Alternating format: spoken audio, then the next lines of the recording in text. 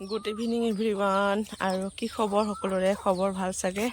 আৰু যিহেতু আজি ছোৱালী ঢুলীয়াৰ লগত নাচিব, এতিয়া মই কপৌ ফুল কাটিব আনিছোঁ। এই দেখিছে,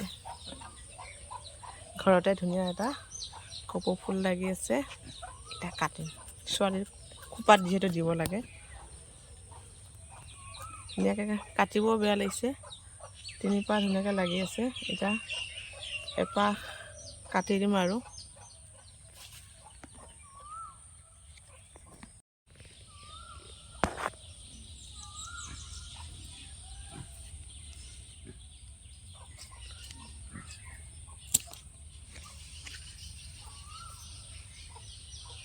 কপৌ ফুল কাটিলোঁ।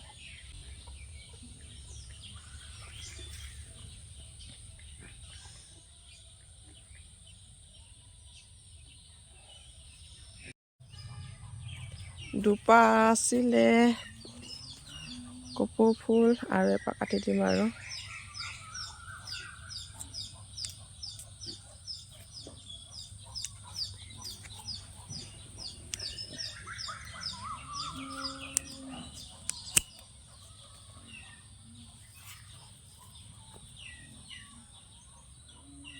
খোপাত বান্ধিম আৰু কপৌ ফুল ছিগিলোঁ। ছোৱালী নাচিব যাব। আৰু এয়া দেখিছে, ছোৱালীৰ যিটো নাচিব যাব যোগাৰ কৰি দিলোঁ। আৰু ছোৱালী নাচনী হ'লে কিমান যে কষ্ট। কপৌ ফুল যিটো দুপাহ ঘৰৰে হয়, আকৌ এপাহটো ভণ্টি এজনীয়ে আনি দিলে, আৰু তাইক এতিয়া ৰেডি কৰাই দিওঁ। এয়া তাইক ৰেডি কৰাই দিলোঁ। খোপাটো কেনেকুৱা লাগিছে যিহেতু কমেণ্ট কৰি জনাবচোন। আৰু তাইক যিহেতু আমাৰ কপৌ ফুলটো যিটো অৰিজিনেল কপৌ ফুলৰ খোপা ধুনীয়াকৈ তাইক বান্ধি দিলোঁ। আৰু খোপাটো ধুনীয়াকৈ বান্ধি কৰি দেখিছেনে, তাই কিমান ফূৰ্তি। কপৌ ফুলতে তাই ধুনীয়াকৈ খোপাত বান্ধি কৰি দিলোঁ। নাচনী বাইদেউ যিহেতু ওলাই গ'ল।